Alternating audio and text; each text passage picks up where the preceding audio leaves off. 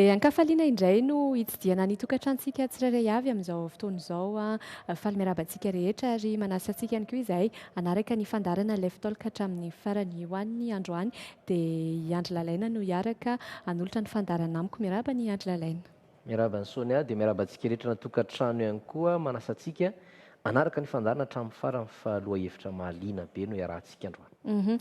Mahaliana tokoa satria ny herisetra ao an-tokantrano izay no voboasana sy ho resahantsika misimisy atao anatin'ny fandarana ho an'ny anio satria tranga tsy azo hidivirana mety iainany any an-tokantrano any izay hoe herisetra ao an-trano izay ary mety miseho amin'ny endrika maro satria tsy voatery hoe herisetra rabatana ihany no herisetra fa na mifiteny na mifihetsika sy ny sisa dia efa mamaritra an'izay hoe herisetra izay Andry Lalaina. Herisetra ao tokantrano raha izay no tenenana dia mby ao an-tsaina avy hatrany ny lehilahy no maherisetra. Nefa tadio ihany koa fa misy vehivavy koa maherisetra. Mampiasa herisetra. Fa vitsy raha oharina amin'ny moa ianao afaka miaro an'izay. Tsy hoe vehivavy fa raha ny tranga matetika hitantsika aloha dia ny lehilahy foana matetika raha le herisetra ara-batana izy dia vehivavy vitsy. Fa raha herisetra ara-pitenenana sy ohatr'izany vehivavy no betsaka noho ny lehilahy. Inona no mahatonga anao miteny an'izay? Misy fanadihadiana be dia be ka izay fa tsy izay aloha ny ady hevitsika androany sy hevitsika fa tena zavatra mitranga herisetra nataona lehilahy mihitsy izay ngamba natao herisetra ao tokantrano. Izay indrindra. Ary anisan'ny antony hoe nahatonga antsika niresaka n'ity lohahevitra ity androany ny tranga izay nanjoa renim-pianakaviana iray vokatra izay herisetra nataon'ny vadiny izay vokatry ny vono niatra tamin'ny taona maro dia nodimandry. Izany hoe tsy tana intsony ny ain'ity renim-pianakaviana ity ka izay no mahatonga antsika hiresaka an'izay hoe hatraiza tokoa ny fetra ny fandeferana ao an-tokantrano indrindra raha hoe misy ny fikasihan-tanana nataon'ny andaniny na ny ankilany. Andao anaraka ny sary famantarana ary dia ampidirina avy hatrany izay fanatetiana izay.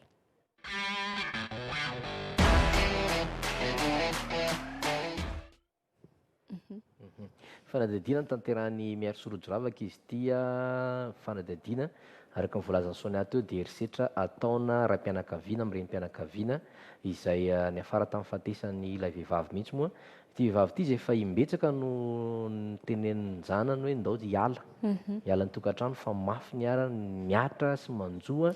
nefa moa ilay renim-pianakaviana niaritra hatrany satria aminy dia fitiavana raha injanany hatrany io ary izay foana mety teniny tamin'ireo zanany hoe rainareo io ny inona ataony tamin'ny fara moa izany dia tena niatra manaina mihitsy ny vonona azo azy satria nanangatorana nefa mampiseho fihetsika ohatr'izay dia vao mainka natezitra ny lehilahy dia nahatonga azy nakapoka an'ilay vehivavy tamin'ny lohany tamin'ny rindrina dia nahatonga an'izay hoe fidirana hôpitaly dia niafara tamin'ny fahatesana. Raha tsy diso ohatra ny voateraka tapabolana io renim-pianakaviana no tratrany voateraka voaingana mihitsy ary ny zanany anankiray aza dia marary fo mbola hodidina vokatra ny vonona azo azy mbola atao an-kibo ihany koa dia miandra izay fandidiana izay nefa moa dia nodimandry ilay ramatoa namela kamboty izany kamboty izay mbola miandrandra fandidiana ihany koa. Kamboty efatra mianadahy. Ndao tsika arahantsika avy hatrany fanadihadiana dia anjarantsika mitsakotsako ena zava-misy.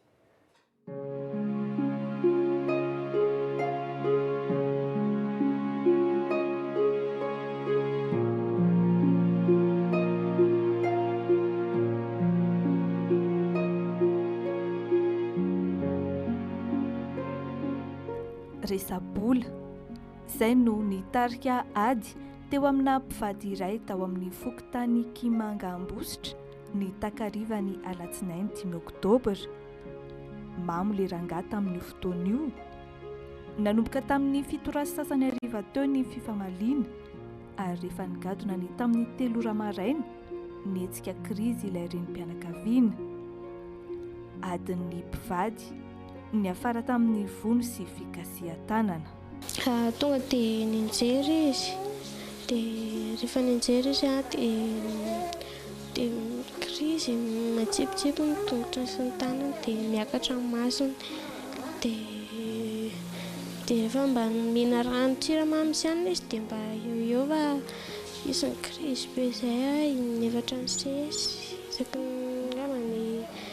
10 minutes eo dia andray. Dia rehefa mihena sakafo ny anay dia tsy mety, rehefa izy mamana azy dia tsy mety dia sositra izy dia vao nitabataba ny anay hoe nareo ohatsy ny tsy marary fa sinema fotsiny nataonao. Neninay tsy mamaly mihitsy zany fa tiako mandefitra ngamba dia mikapoka tamin'ny rindrina ny lohan'neninay izany rehefa izy ny krizy iny dia tsy nahetsika mamanay tonga maraina dia nalemy izy. Ny ampitson'io ny talata 9 oktobra voatery niditra hôpitaly tao Ambositra ilay renim-pianakaviana nohon'ny vona nahazo azy. Tamin'io ihany koa no nafarana ny ratapo aminy avy any Mahajanga sy teto Antananarivo. Tonga tany amin'ny hôpitaly izy dia nasain'ny dokotera hoe any amin'ny maternité dia nefany ilay fanafody atao aminy tsy tokony ho izy satria ilay izy hoe avy niteraka dia hoe sao dia misy zavatra tavelany anatiny ihany ka tsy izay ilay izy fa ilay vona. Tonga tany tamin'ny maraina vao nahita anazy zokinay dia nitomany izy dia izay ihany ny farany hoe nitako hoe napa izy natsiaro tena zany fa ankoatran'izay izy tsy natsiaro tena intsony fa juste miratra fotsiny masony tsy mpanao krizy zany izy ary namarary ary izy dia mihinana fotsiny dia eny izay tena miaiky hoe mafy aina izy fa izy nanao an krizy izay izy teraka nefa olona vao teraka 10 andro tsy mila mifana hono dia tondrahany rano mbony fandriana dia mitsangana teo. Tsy mahateny ilay renim-pianakaviana fa ny ranomasony fotsiny no latsaka no nahita ny ratapo aminy nijery azy teny amin'ny hôpitaly. Eo amin'ny faritry ny loha manakaiky ny firifa no tondrono marary. Mangana kosa ny gibony, ny feany ary ny lohany raha ny fitantaran'ny fianakaviana. Dia tany izy mbola ny krizy foana izy tany amin'ny hôpitaly fa efa tsy nahetsika fetsony dia izy mahalala olona fa vao mahita olona izy dia mitomany sy rehefa marary foka fa efa ela be zany tatanay manao izay mamony foana izy dia neninay tsy mizara amin'izy zany fa dia tazao amin'irery ao ilay izy dia mety hoe ilay lohany akapoka ny mafy koa angambany satria rehefa natao radio izy dia misy fisirany amin'ny lohany. Efatr'andro taoriany nitondrana azy tany amin'ny hôpitaly notomandry ilay renim-pianakaviana namela kamboty 4 menada 12 taona ny vavy matoa ary 10 andro mahery ny zandriny indrindra. Rehefa tany amin'ny hôpitaly dia mitrena be izy dia mitoditodika dia somary mivoaka kely izay sy zandry mamanay fanaraka anazy dia verina avy any izay dia efa maty. Varao izy tantarana taminay maty ny aminareo? Tsy hitako mihitsy izy sady tsy nandalo izy tsy nijery mifatany neninay. Nilaza ny olona teo an-tanànanay fa hoe nangady lavaka hono izy dia namediny tamin'ny président Fokontany roa hetsy zazakely dia rehefa tsy nividian'ny président Fokontany dia nangady lavaka izay izy dia isaka ho alevo velona. Ahoana nafanafitra lefa? Nentin'olona lefa. Tao anatin'ny 12 taona ny vadiana matetika mpanao herisetra amin'ny vadiny ny Raindry Diary manginy fotsiny ny fikasana anapatra filana ranofo amin'ny zobaviny araka ny fijoroana vavolombelona nataon'ny tolotra izay efa niara-niaina tamin'izy ireo amam-bolana. Kotiny dia raha tsy mety miara-matory aminazy dia avokany ny tokotany dia zokiny any ampijaliana meny fanafody fampatoriana dia za moa zany tsy mety matory fa tady ho rendrika dia aveo taitra ihany dia efa ohatr'izany foana na tamin'ny mamanay maty dia tombo mifandriana zany sokisokirina dia efa fataony foana misy kendany ao anatin'ny trano ao dia tsy avela miditra eny tokotany eny zokiny any tena voay fa lany maingo tena tsy voan'ny trano mihitsy fa za dia diary dia izy ny ao anaty trano dia zokinay velany any tokotany any satria forceny za tsy maintsy hiaraka aminazy za tsy mety mihitsy dia malahelo farany tsy nety mipetraka tamin'izareo fa leo aza dia quelques mois za mipetraka tao dia niala. Nilaza hoe efa niara-ny fikasana fanararaotana aranofo ataon'ny irainy ihany koa i Diary ilay vavy matoa kely mizaka fahoriana satria herintaona talohan'izao izany hoe fonizy 14 taona no noteren'ny rainy hiaraka amina lehilahy mba hahazoana vola. Vao afaka CP i Diary no voatery nijanona tamin'ny fianarana. Izay le sahirana zany dia izy tsy miasa dia asainy hoe ndany vary tena sy izy hivelomandreo sandrina sy mamanareo fa izy ny amanandreo sa mikakany kabone no fahanano anazy ao dia tsy hitako izay atao ny ankizy kely mampalahelo sady tsy misakafo dia mandeha satria izay jaly tsy maintsy nefa ny le vola tonga dia fikeriny aminazy any izy nitoka mpijaliny anay tamin'ny 2016 mandeha miasa nenay dia zaho sy izy ny tao an-trano dia asisiny any anaty kilotiko any ny tanany diry anaty silipoka tsapatsapany ny oniko dia miala. Ahoana no tonga indreo tsy samy tantara izay zavatra ataon'izay ko sao dia hoe le olona miteny aminazy dia manjary zandray no vonoiny dia zaho koa tsy tia miretim-pon'ny anay dia mitazomiko anazy amin'irery le izy afaka CPCCM dia namidiny dadanay ny fitaovana efa azo daholo dia namidiny dia nizotro nitoka. Isan'ny nitondra takaitra hatrany amboka ihany koa nefa itendry kely zandriny fahatelo izay tokony hiatrika fandidiana maika ao amin'ny fo eritaona sy tapany ity zazy ity izao saingy ohatry ny zaza enim-bolana tsy mbola mahay miteny tsy mandady ary tsy mbola vita vaksiny mihitsy raha ny fanazavany ny mpisabo nanao fizahampahasalamana azy. Izy zany mba ilaina fanampiana amintsika rehetrarehetra izay malala tanana mba hanavotana anazy iny tsy mitombo zaza 2 mois ohatra hoe 6 mois izy iny dia mba angatana fanampiana amintsika mba handidina anazy faran'izay iaingana satria ao amin'ny fony ao ny didina ankoatran'ilay aretina mahazo anazy zany izay tsy fantatra hoe ahoana amin'ilay mbola nanaovana ny test ny pipi sy ny rà tamin'ny bevoka anazy haingo le mama zany dia ohatrany hoe famaly tao zareo dia voadaka ny kibony dia lasa aty amin'ny fony io zaza io zany amin'ny tamin'ny radio lasa mifindra aty amin'ny sisiny aty tsy amin'ny plasiny tsy au centre tsara mandeha mitongilana ozy izy ny dokotera dia tsy mety aminazy mihitsy io ary dia tsy tombo mihitsy izy raha ohatran'io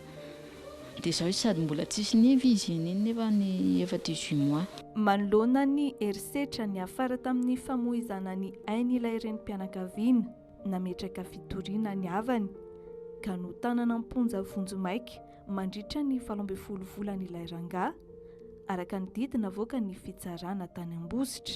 Raha andrainao ve tonga hoe tatanareo hijery anareo? Tsy mila tsony satria izay ela zany fa tsy zanany daholo. Zaho tsy zanany, Davida tsy zanany, Domona tsy zanany, Daniela tsy zanany, tsy zanany daholo izay any Morondava zanany fa tsy zanany. Hitantaratra amin'ny resaky-diary eto ny alahelo lalipaka ao anatiny satria manosibotana azy 4 menadankely ny rain'izy ireo. Fahatsiarovana tsy maty eo am-pony kosa ny momby ilay reniny ny afy sy be fandeferana tao an-tokantrano ka ny afara tamin'ny famoizan'ny ainy. Ny tena anazy andoaiko nefa dia misy tsy mety. Izay koa tsy mba misaraka izany fa izay misy any anay dia misy anay telo ta. Efa niteny izy hoe zaho tsy vitanareo izany intsony fa aleo dia miharitra ato fa inona taona dia dadanareo foana izy.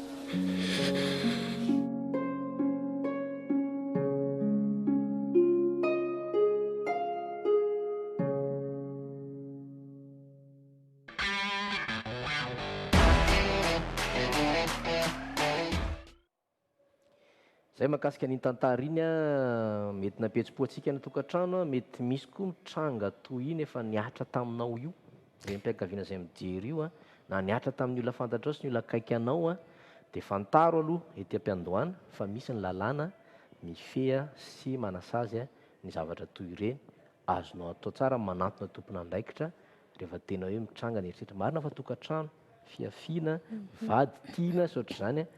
fa raha tena tafahoatra loatra dia tsy maintsy ianao no afaka mitoroka na ny olona manodidina koa afaka mitoroka. Tena mampivarahontsana ary mampahonena be ny mihaino an'le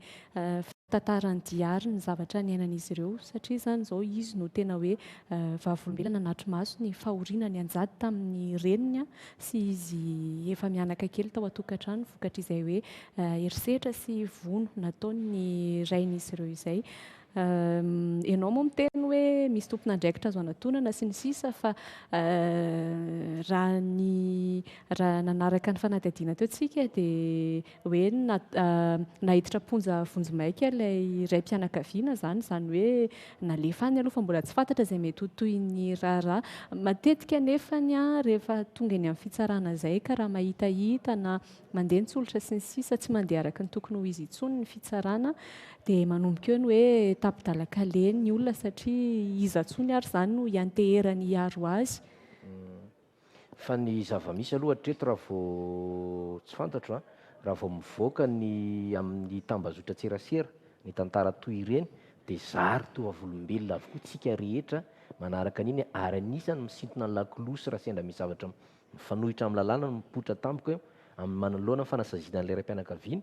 dia ny ao amin'ny Facebook matetika misintona lakolosy hoe tsy mety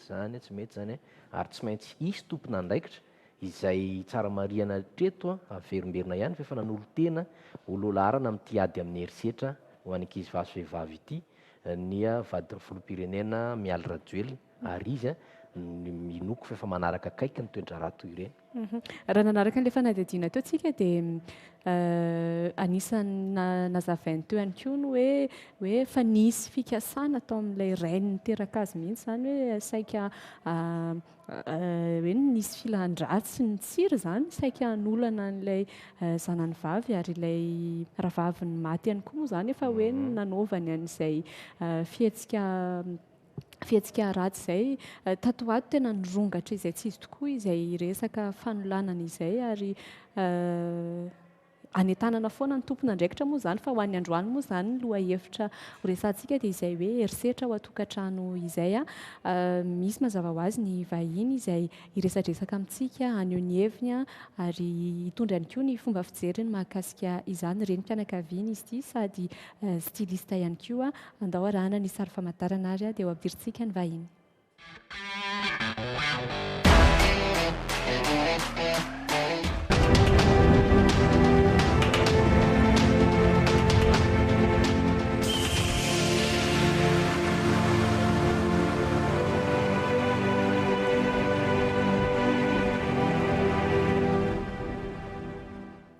Randriana Alderama miarabanao dia tonga soa atao anatin'ny fandarana Lefitolka. Faly miarabany Sonia dia faly miarabany Andry Lalaina dia faly miarabantsika tsirairay avy ny tokantrano any. Araka ny fanambarako teo styliste ianao sady renim-pianakaviana manana ny mety fomba fijerinao manokana ianao mikasika an'ilay fanadihadiana trangana raha antsika teo inona ny mety azonao ambara? Tonga dia tohana be ny foko ny jerin'ilay fanadihadiana teo satria mafy, tena mafy na ny ainan'ilay renim-pianakaviana na ny ainan'ilay zanany. Tena hoe tafahoatra sangy mihoatra ny lohany nataon'ilay raim-pianakaviana dia tena tena tohana be ny foko fa ny hoe maty izy moa efa lasy tsisy nazo atao aminy intsony fa dia hoe ny anatra sy ny vahaolana angamba ny hoe noezahantsika hoentina satria tsy ry zareo rehetra miaina fiainana ohatran'ireny. Tsika koa tsy tokony eritreretra ny olona sahirakirana raha-pivelomana any miaina fiainana ohatran'ireny fa tena olona tsy eritreretinareo mihitsy miaina fiainana ohatran'ireny fa izay hoe akombona ny vava mianatra amin'ny fiarahamonina miaina an'ilay herisetra ataony raim-pianakaviana. Ireo koa marina ny teninao teo hoe tsy ny raim-pianakaviana rehetra koa no maherisetra fa ny renim-pianakaviana koa misy maherisetra ao anivon'ny tokantrano. Dia izay ny teneniko hoe nisy ny zavatra ohatrany fa atsika rehetrarehetra tsirairay avy misintona anatra hitondrana amin'ny fiainana mba atao hoe mba tsy hisy tsony ary mba tsy hoe tsy hisy tsony izay angamba mety hoe tsy ho possible fa hoe mba ezahana ho vitsy anisa sisa ny ohatrareny. Io mila fandraisana andraikitra ny tsirairay avy mihitsy ary mila koa ohatran'ilay ndresahanjiary teo izay hoe nitaraina tamin'ny mamana izy andao amin'izay ny niala fa tsy vita tsony ilaina koa mihaino an'ilay zanaka fa zay ndraiky hoe be da be le anatra azo tombona ao anatin'le izy anatsarana ny fiainantsika tsirairay avy fa dia maka hery andiary indri izao ny sokony any dia matondry tongo eo amin'io zay ny zavatra nitranga teo fiainandry dia misy zavatra indrasiny le ao ambony amindry dia izao fatariny izay ary azakivy fa izy tsy manary andry izany fa eo foana. Ny tena tsara moa zany zao le araka ny tena teo torohevitra tsy fantatra hoe mety misy torohevitra azonao atao ankoatran'izay ny diary hoe mba manatona iza miany ohatr'izany araka ny fahafataranao anazy sa ny torohevitra amin'ny diary any dia izy moa zany hoe tsy afaka nandiha fianarana lavitra tsony satria ny zana teo amin'izy hoe afaka CP dia zavatra anankiray tokony tonga ao an-tsaintsika koa hoe tsy ny mari-pahaizana akory ny matafitana tsy ny diplôma velively tsy ny fianarana ny lalovana velively ny matafitanao na tsy fa tia io ndiko tenena amin'izay hoe tsika tsirairay avy ireo mety hoe tsy tena mifandraika amin'izay fa torohevitra ho anazy men'Andriamanitra talenta ataontsika tsirairay avy ary ny talenta men'Andriamanitra anao iny iny no ampinga entinao manatanteraka ny tanjona napetrana anao eo amin'ny fiainana sy ahafahanao manatanteraka ny viana tokony tratrarinao dia torohevitra andiary hoe fatary hoe inona ny talenta men'Andriamanitra andry dia misy lalanao efa nomanino andry ahafahandry mampiasa an'izay talenta izay entindry miaro an'ny tenandry sy ahafahandry toka hoe miay andreo zandrindry ireo marina tsy andraikitry indry no mamelona azy ireo na hoe sy indry ary ny zongo fa eo ny fianakaviana fa mba ahafahandry mitondra anjara-biriko andreo zandrindry ireo dia katsao trandrao le talenta dia ho hitandry soritra eno azy ho aiza le lalana tian'Andriamanitra isorandry fa zakivy izany mihitsiny zakivy fa misy antony matondra isendran'izay sendram-piainan'izay matanjaka indry matoa sendran'izay sendram-piainan'izay raha iverenantsika kely ny tantara ilako tsiny fa niresaka iny zany iverenantsika kely ny tantara aminao ve diso hoe zany le raha matoa niaritra tao foana hatramin'izay tsy tena hoe diso sarotra be le mitsara hoe diso le mitsara mihitsy ny sarotra ny tena marina satria ny olona tsirairay avy samy manana ny fiainany samy manana ny fahatakarany arakaraky ny traikefa ny ainany teo amin'ny fiainana arakaraky ny fianarana ny lalovany teo amin'ny fiainana sy ny fanabeazana voarainy teo amin'ny fiainana sarotra hoanany ny tsara hoe mety na tsy mety nataony mamandiary ny zavatra tsapako fotsiny hoe mety hoe na tsy aro tena ho tsy hafa manoatra koa izy nga dia niaritra tao foana ihany satria mavesatra izany hoe taizazazanakefatra raha hoe sanatria hoe nanapa-kevitra izy ala amin'ilay lehilahy dia sura mihitsy hoe izay mifantanina tonga tao an-tsainy hoe ahoana ny hamelomako an'ireo reto zanak'ireto raha zaharery dia izay matetika no ataoko hoe fiadiana nga ampiasain'ilay lehilahy matetika hoe tsy afa-mialamiko izy satria izany mamela azy dia izay no ampiasainy hitazomana an'ilay vehivavy sy tsy hamelana anazy hiary avy eo dia misy moa vehivavy hoe tonga saina amin'izay dia miezaky ny hiary amin'ny tenany ihany fa tsy miandry tanteraka an'ilay lehilahy ohatry ny mamandiary zao io koa tsara resana koa ngamba an'izay hoe resaka fanabeazanay zany marina hoe tolo-janahary ny zanaka fa efa betsaka ny fomba ahafahana mametra ny isan-jaza tiana teraka mba hoe zaza vita sy irina ilay tonga dia izay no tena hoe tsarotra be aminahy ny tsara mety na tsy mety nataony satria 10 andro ny zanany inona moa no ataony hoe vao 18 mois le fahatelo dia ho sarotra aminy angambany inona le asa mety hoe afaka ho ataony tamin'izay hoe ahafahany hoe mamiomana ny alina amin'ilay lehilahy raha tantara mantsy izay tsy voatantara tao amin'iny fa nitantarain'Rodravaka taminay dia hoe indray mpianakaviana zany miasa kely 3 volana dia miala kely 3 volana dia miala tsy maharitra amin'ny asa izy satria eo aloha zany le fisotro-toaka eo koa ny zany tsy faharitana amin'ilay asa zany hoe raha nitantara zany le raha matoa tena niaritra koa na melona koa an'izy mianakavy tao koa le raha matoa zany tena niasa mihitsy izy niasa mihitsy nitadiananao asa tselika sotra nanao asa tselika ie zany hoe tokony navita tena ihany zany zareo niala ka io izay ny teneniko hoe sarotra le mitsara an'ilay izy fa nitiako tenena hoe mifangaro ilay fitiavana matoa niaritra tao izy tia ny vadiny iny matoa izy tena hoe niaritra tao nandritra ny 12 taona izy teo sa 4 taona ny ranitra zareo 12 taona vadiny ie matoa izy niaritra tao tena tia ny lehilahy iny satria hoe fangaro ilay resam-pitiavana fangaro koa le fahatsapana hoe osa tsy ho vitako reto zanako reto le tsy fatokisa-tena koa goavana be ao anatin'ilay izy rehefa izay tsy fatokisa-tena izay no mibahana ao anatinao sy nitahotra dia lasa ohatry ny hoe tsy nefa misokatra eo lalako ombana araka ny tenanao teo tokony navita namely tena ihany izy izany dia tellement ohatry ny hoe misafotifoty be tao ilay zavatra eo koa ilay tsy fatokisa-tena sy ilay tahotra dia na efa tia ilay lalana misokatra dia tsy hitan'ilay izy dia izay ny teneniko hoe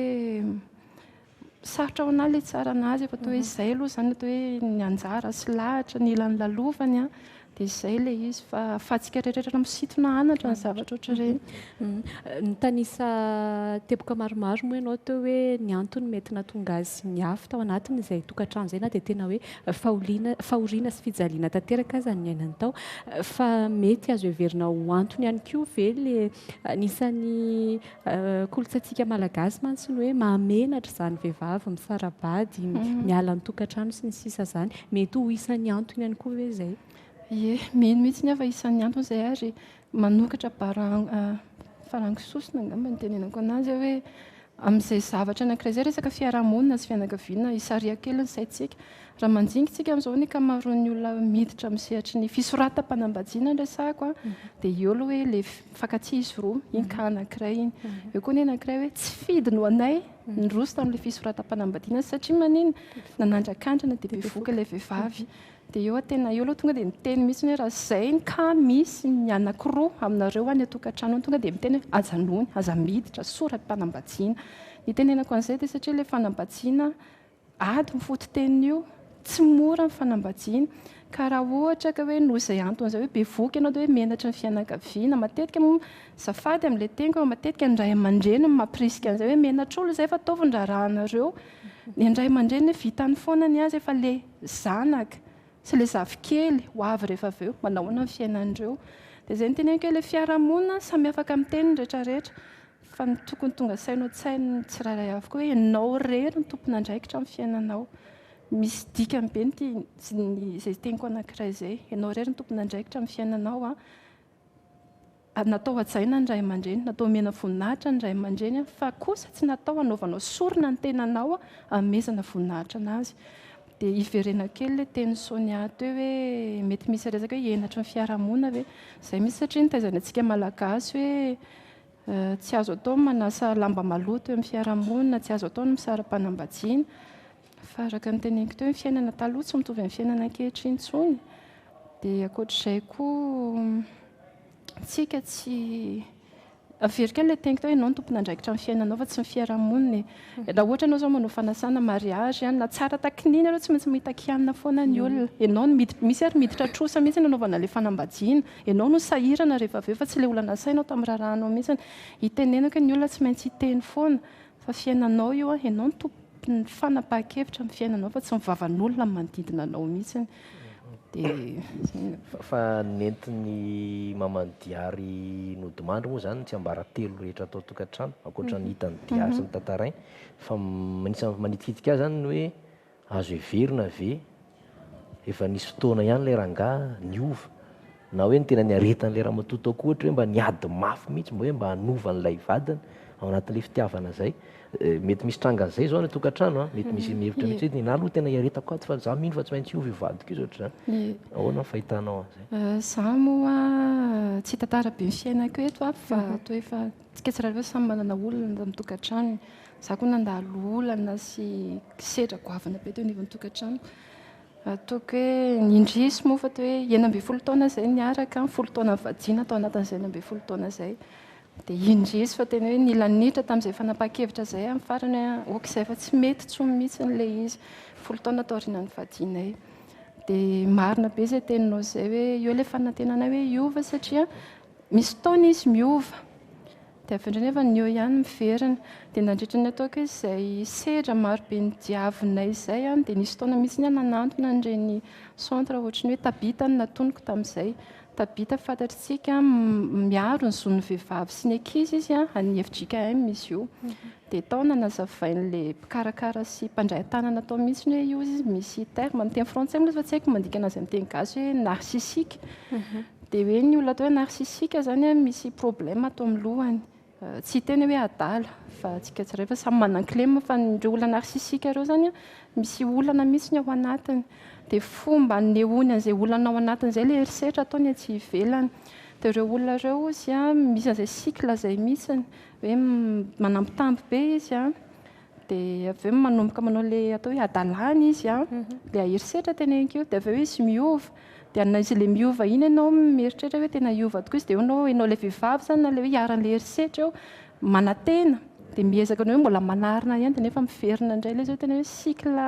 continueur mais intense ilay izy dia tena hoe boucle rara be ohatrany hoe ho tafavoaka ao anatin'ilay izy hoe miova ilay lehilahy zany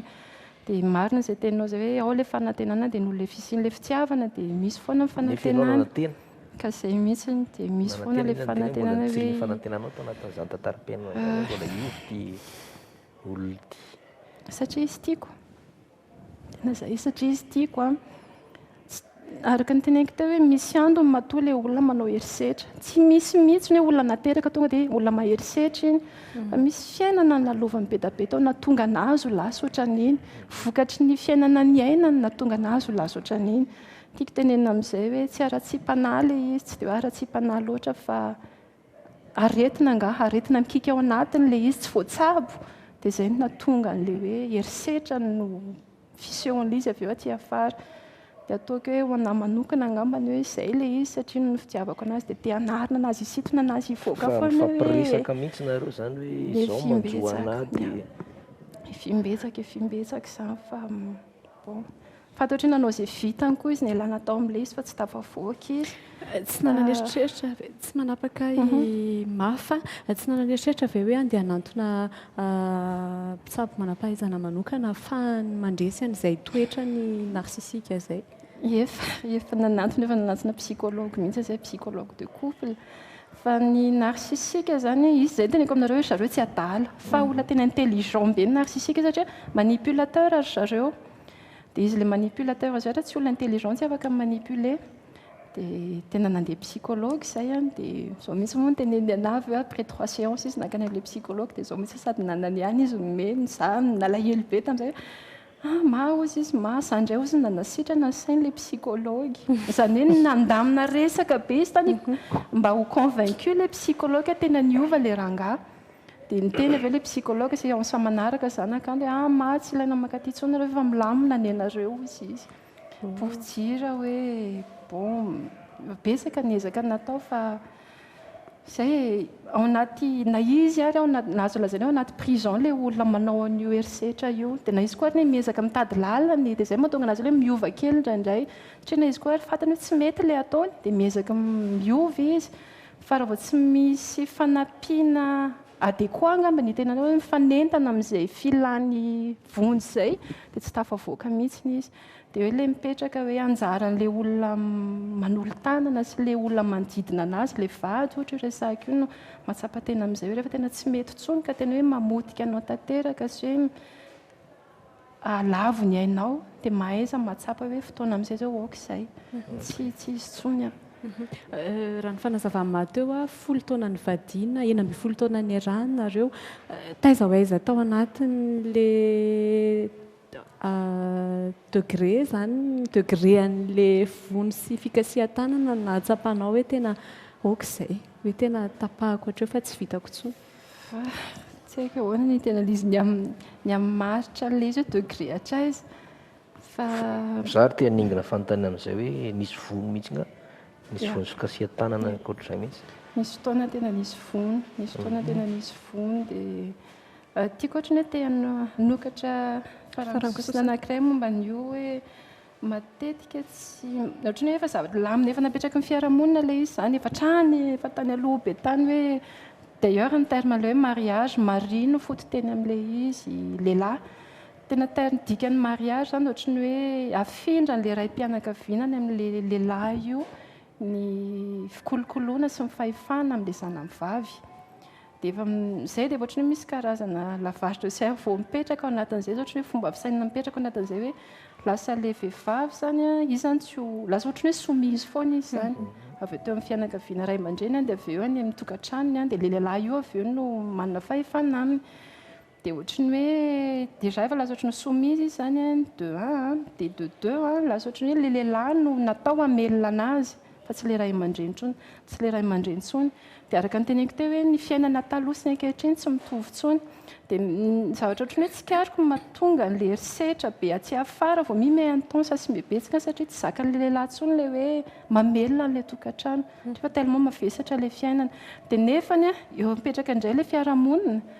raha vao ilay lehilahy ny hoe tsy mahavita mamelona n'ilay tokantrano dia mandeha ilay pression amin'ny fiarahamonina sy ilay zafady le ohatrany hoe taimbava kely tsy mahavelona vady amanjana ka tsy lehilahy iny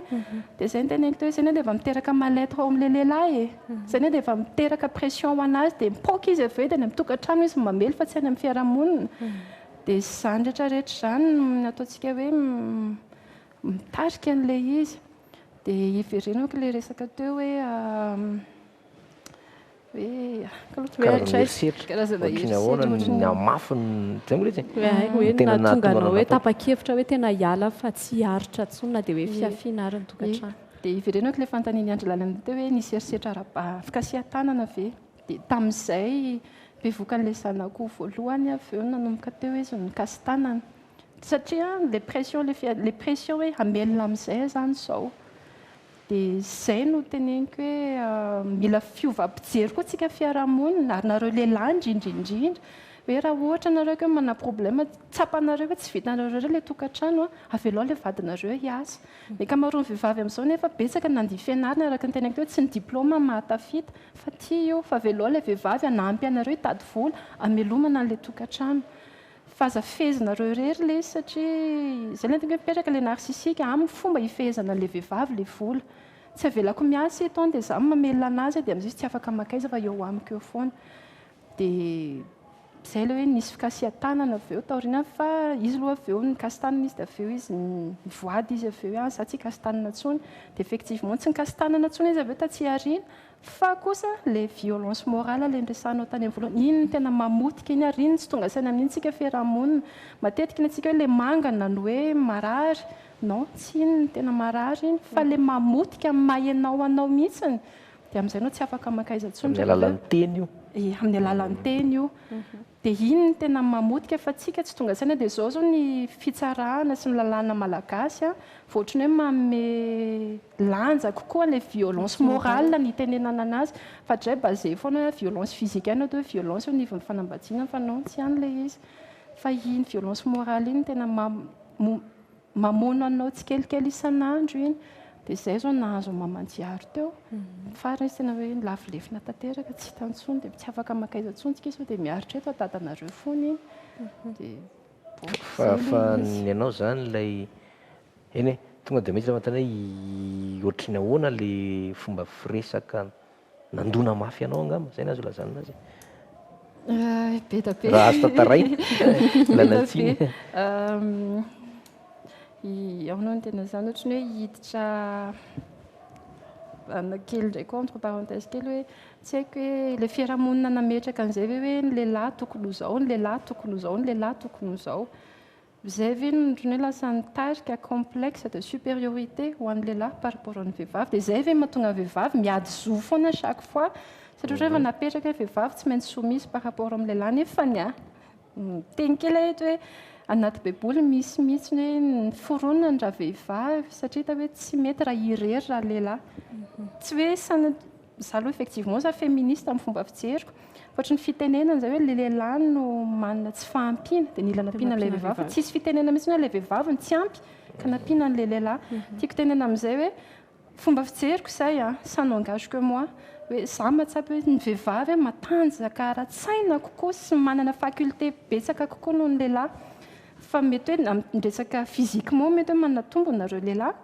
dia mety hoe fahatsapana an'izay ve ny natonga ny tany aloha be tany nametraka nareo vehivavy apriminato nareo ohatra mifanaka fa izay lehilahy ohatrany hoe tonga dia nakarina d'office izay ohatra izao dia noho izay ohatrany hoe rafitra napetraka teo amin'ny fiarahamonina izay dia lasa ohatrany manana complexe de supériorité ilay lehilahy dia natao koa raha hoe samy mitovy faripahaizana samy nianatra dia eo foana hoe izay lehilahy zao fa nareo tsy maintsy izao dia iny no lasa tany zany namelezany anahy ny tenenako anazy izay roa tany am-pianarana mifakalalana tany amin'ny université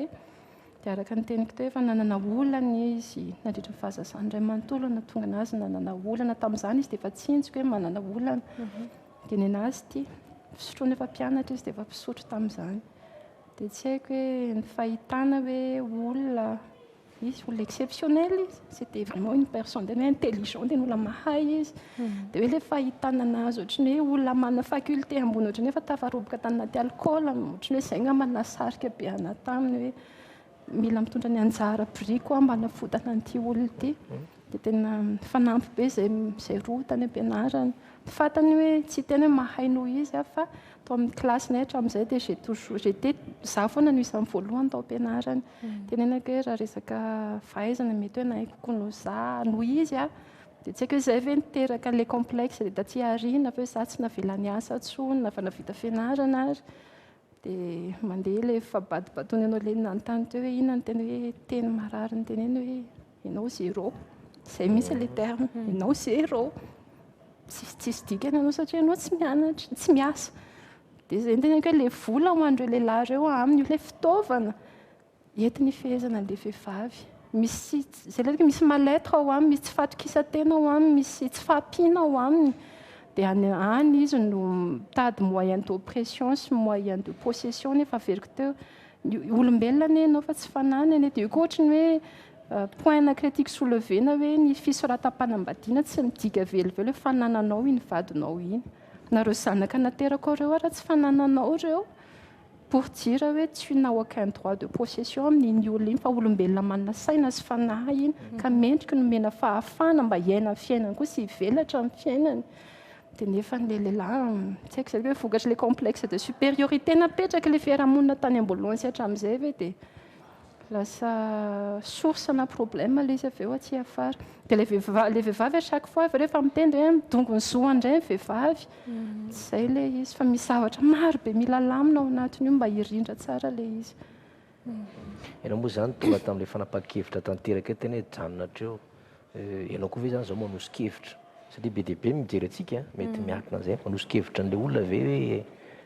rehefa tena tsy zaka dia aloha janona ie betsaka mihitsy manosy-kevitra amin'izay ary misy koa nefa mandaky itsirany an'izay hoe ty ny ziogamena dia hatramin'ny farany tsy iretako eto foana zay ndraiky hoe sarotra be le mitsara hoe ny aniza mety ny aniza tsy mety fa ny olona samy manana ny fiainany samy manana ny zavatra ny lalovany samy manana ny fahatsapany fa ny tenenako anazy angamba ny amo io dia tena hoe izay fomba fiainako efa hatramin'izay 7 taona zao io dia efa fomba fiainako hatramin'izay ilay izy hoe za tsy manao zavatra zany raha vao tsy ny foko ny manesika anahy hanao zavatra anankiray ary na amin'ny asako ary dia efa izay mihitsy ny principe de base hitondrako ny asako dia tiako tenenina amin'izay hoe tsika tsirairay avy ireo efa nisy ataoko hoe plan men'Andriamanitra anatintsika tsirairay avy ohatra misy karazana itinéraire mila lanovanao dia amin'izay itinéraire zay ohatra nareo ohatra ny avion longue ligne reny dia misy escale ery sery dia efa misy nefa na misy escale dia efa misy soro-dalana hoe makery anao dia makery dia tsika izay soro-dalana zay efa napetraka Andriamanitra tsirairay avy ao anatintsika zay natonga nanteny tamin-jiary teo hoe kandrao le talenta efa men'Andriamanitra anao fa isany apingy ahafahanao miroso amin'ilay lalina tokony hirosonao zay dia izay hoe izao enona le feo ao anaty angamba ny tenenako anazy izao enona le feo ao anaty fa ianao manana soro-dalana tokony lalovanao tsy ny fiarahamonina mihitsy no hiteny anao hoe zao atao dia koa matetika mahatonga ny fianakaviana mialangalana amin'ny ady tokantrano mpivady satria ny atsy ivelany miteny dia mijery dia hoe zao no tokony ataony fa ela ianao no tokony miala atao za efa voateny an'izany foana mihitsy ma efa ela be indriny tokony miala ao miala atao dia nefa ianao le miaritra foana dia efa rano ohatra hoe mienatra le fianakaviana hoe ohatra miombana ihany zareo ohatran'izao dia efa rano mialangalana le fianakaviana dia iny koa ratsy be satria vao mila lasa isolé le olona hiaran'le herisetra dia iny misy tsy haiko hoe torohevitra amin'ny fianakaviana angamba raha mahafantatra olona nareo hiaran'ny herisetra aza abandonné izy eno izy rehefa mitaraina torohevitra izy fa aza sorena nareo raha tsy manaraka ny torohevitrareo izy fa eno mba eo foana miaino anazy fa aza tsaraina mihitsy izy dia nytiako tenena amin'izay hoe eno ilay feo ao anaty dia fantaro hoe inona no tokony ataonao amin'ny fotoana inona tokony ataonao izay fa minoana reo fa rehefa miaino an'izay nareo dia fantatrareo hoe eto amin'izay fa tsy isy tsony dia indray mety hoe zavatra tsisy dikany no atao sisany dia nefa tapa-kevitra ianao dia ohatr'izay zao nitranga tamin'ny anahy dia ohatrany hoe taritra be zao hay maninona izay vita amin'ny mahafoana ny atra fa ohatrany hoe zavatra tsy dia misy dikany avy eo dia tena tapa-kevitra izy satria tsapaka hoe ampy izay dia izay hoe enony ao anatinao dia arao izay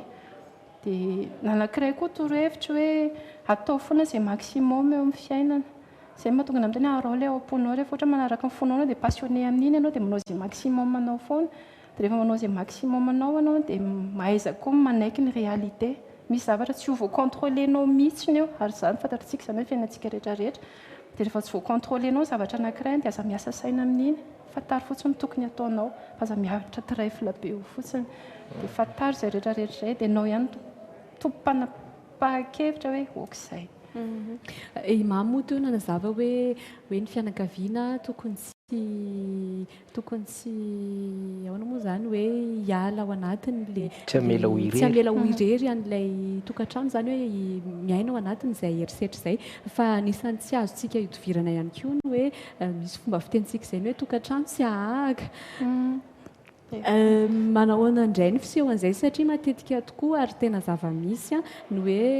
heretana aloha tsy tantaraina mihitsy aloha fa heretanao foana. Ahoana indray no ahafahan'ny fianakaviana mety hoe manampy an'ilay ankohonana amin'izay fotoana izay raha hoe efa hita izao fa hoe hiara-ny herisetra nefa ny manafina ihany ilay vehivavy ohatra. Ny azon'ny fianakaviana atao dia indraindray koa hitanareo ohatra nahazo an'jiary teo izao niara-ny herisetra izy fa tsy nasany taraina tamin'ny mamany satria hoe tsy tia mihay rahatrapohan'ny mamany dia tena marina be iny za tsoroko aminareo fa za fa niara-ny herisetra ela be vao vaky tamin'ny ray aman-dreniko ny farany hoe misy olana efa hitany ihany izy hoe misy olana fa tsy mahasamiteny izy satria anao tsy mitaraina dia izay ilay teneniko hoe izao resahana foana ihany ilay olona dia izao sokirina izy fa raha tsy mety hisikotra izy dia aza forsena koa izy hisikotra hiteny mantsy fa mba présent foana fotsiny dia amin'izay rehefa vonona izy avy eo ny amboraka ny ao am-pony dia mba eo ianao hiaino azy dia izay averiko foana hoe marina marary maheno zanaka ny tena izao mitaraina zao ny ainana dia mamety torohevitra ny ray aman-dreny sy na hoe ny namana akaiky fa averiko foana hoe raha tsy mandray ny torohevitra reo izy amin'ny fotoana iny izy dia aza manao mihitsy za tsy hanorohevitra ndry intsony fa ndry sarotra tenenina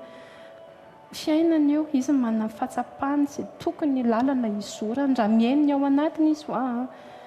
fa tenena hoe aza vely irery fotsiny izy mba présent fotsiny rehefa vonona izy ny eny dia ny anankiray koa ohatrany hoe mametsindro-paingotra kely ilay ray aman-dreny miteny hoe izay neky ny tokantrano fiafiana samy nandalo teo daholo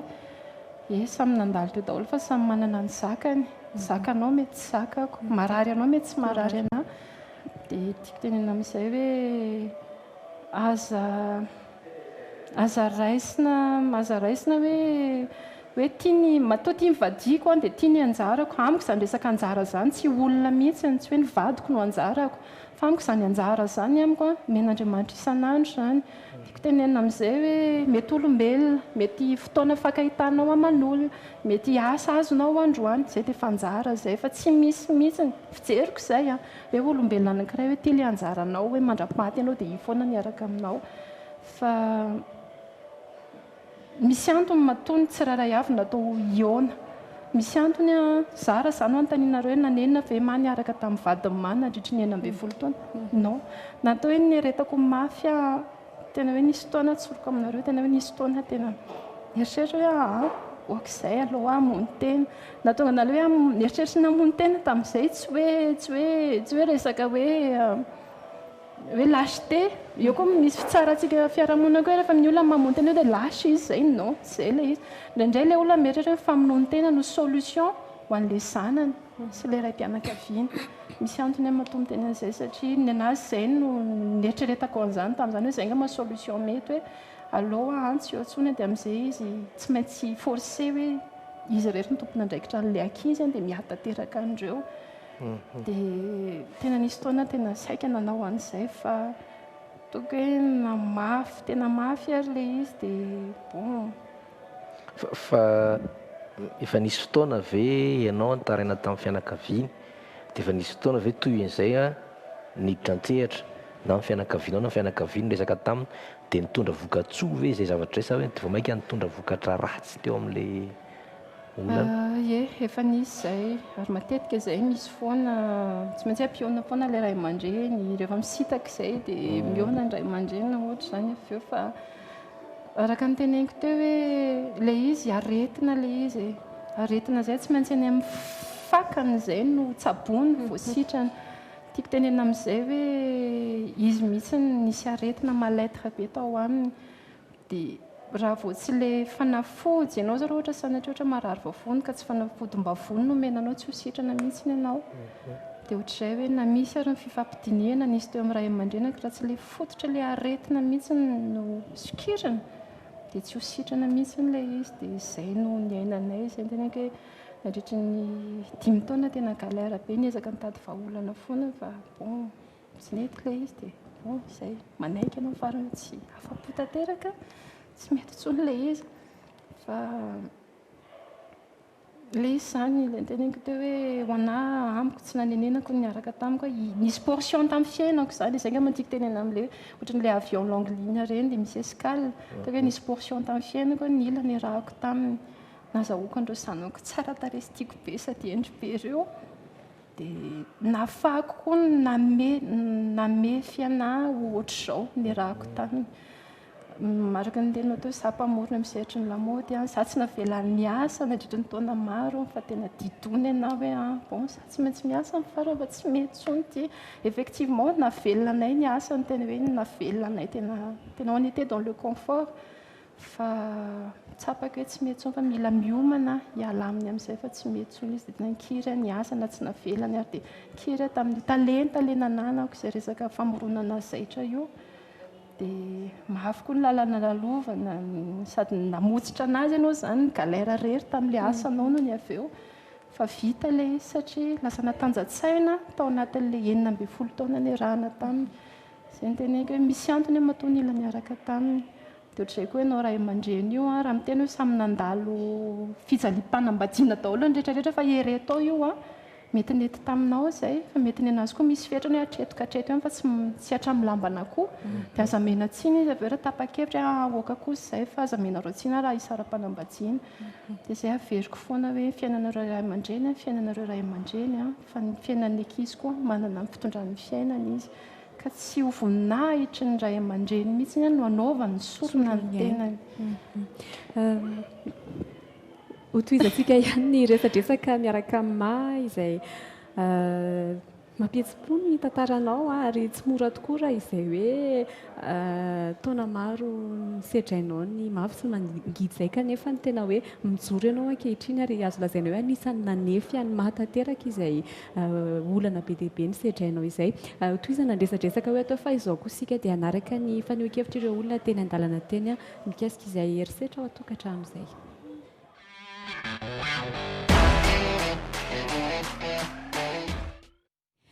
Fanontaniana napetraka ny hoe hatraiza ny fetrany fandeferana ao an-tokantrano indrindra raha tonga amin'ny fikasihan-tanana ny an-daniny na ny ankilany. Andeha hoa raha antsika tahaka izao ary ny faneho-kevitra ireo rehetra sendra ny fandraisam-peon'ny ilay fitaolaka. Raha araka ny hevitrao hatraiza ny fetrany fiafinana hoe faharetana ao an-tokantrano indrindra raha hoe misy ny fikasihan-tanana. Fiafiana moa misy foana famonoana misy foana raha taminah aloha zao dia izay tena niainako mihitsy izany taminahy tamin'ny vadiko mbola velona fa ny vadiko mantsy efa maty fa niainako mihitsy izany na mikasitanana na tamin'izay raha moa dia navita ohatran'ny nahafa-jazana mihitsy tamin'izay. Izay no atao amin'ny tokantrano. Dia nefa ianao niaritra foana? Tena niaritra foana hatramin'ny farany zista moa misaraka sara maty izay. Inona tonga an'izay safidinao mihitsy hoe niaritra an'izay hoe vony sy tena za tena nisafidy mihitsy izany na eretako zakako matoa izany nijanona teo. Fa za tsy sahy nandeha hoe nandao tokantrano izany izany raha hoe nisy ary izay teo amin'ny fiainana aloha. Fa za aloha tena mafy mihitsy nahazo anao tamin'izay. Inona no anton'izay safidy izay? Ny anton'ilay safidy ohatran'ny hoe nanaja anazy foana izany. Nanaja anazy hatramin'ny farany izay. Inona no mety hoe afatra ho an'ireo hoe reny izay sedra mangidy ohatran'izay niainanao izay hoe tokony hiaritra ve? Miaritra. Aleo miaritra ihany raha azo atao. Satria ianao raha ohatra ianao hanambady ihany ka tsy azaka an'izay dia hanambady indray ianao dia hisy problème mipoitra indray dia aleo miaritra ihany. Raha ohatran'ny nahy manokana aloha izao raha aminahy ohatran'ny hoe tsy tiako intsony ilay manambady izany. Raha aminahy satria efa nahita nangidy be dia tsy tia herika intsony. dia aleoko amin'izao ihany. Raha fandefera zany tokony manga maty ny fandeferana. Raha ohatra hoe vady vita mariazy adalany. Raha fikasihan-tanana dia tsy maintsy mandefitra foana anday. Tsy maintsy minday mpianakaviana no mandefitra voalohany. Tena tokony ho izy aloha ohatra kosa hoe misy fikasihan-tanana dia tsara aloha misara-toerana kely satria sao dia mitarika any amin'ny fahafatesana. Zay raha ohatra ka tojo any amin'ny fikasihan-tanana zay. Tokony hiaritra ve ny vehivavy? Raha ohatra kosa aloha ka tojo any amin'ny fikasihan-tanana dia tsara mihitsy tonga dia misara-toerana mba tsy hitarika any amin'ny fahafatesana. Non, tokony andefitra aloha. Tokony andefitra foana zany lehilahy. Manao raha hoe misy an'izay hoe fikasihan-tanana ataony an-daniny izay. Dia mandefitra foana. Moa zava-doza tsy na rakontrenao izy. Moa isa mitatra be. Alao aloha alao misaraka ako izay hiaritra trefilo foana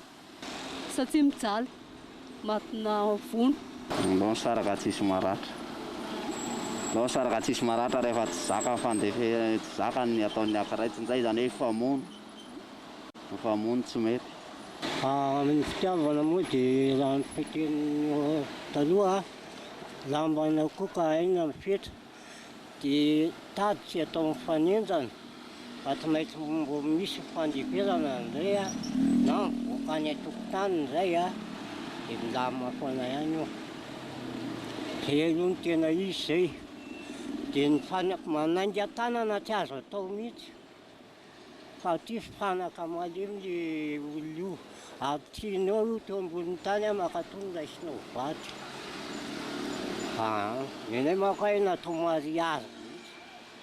soratra moa dia efa mandeha aloha. Ny fandeferana ao an-trano zany tokony hisy foana ka hisy foana zany fa tsy voatery hoe mandefitra teto fa ilaina foana le fandeferana. Le fikasihan-tanana aloha tsy mety. Ka raha tsy andefitra moa zany dia ahoana hanohitra indray zany dia hifampikasy tanana fa ilaina foana, samy mila foana mifandefitra ka izay zava-dehibe. Tsisy ohatran'ny fandefitra ihany ka. Io mikasy tanana mamono dia entina amin'ny lalànako. Ao an-tokantrano ihany dia efa tokony ho vita raha araky ny fahalalako anazy aloha fa tsy tokony hoe any ivelany ianao ohatra hoe mandeha any amin'ny pôlisy ianao mitaraina. Raha takany anahy aloha ao an-tokantrano dia efa tokony ho vita ihany. Tony amin'ny tokantrano tokony hoe tsy fampikasy tanana zany mihitsy fa rehefa hoe misy an'izany dia aleo tonga dia hoe misaraka satria tsy mety lasa hoe manimba le hoavin'ny ankizy rehefa fa mananjanaka le izy dia aleo zany misaraka mba tsy siny hoe raha ohatr'izay.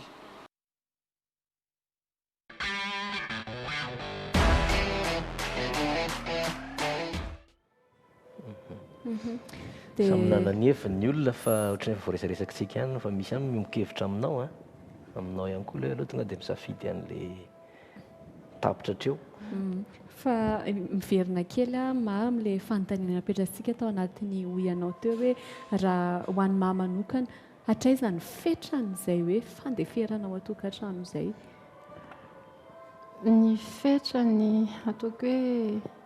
ao an-tokantrano raha ohatra ianao ka hoe mbola tsy manan-janaka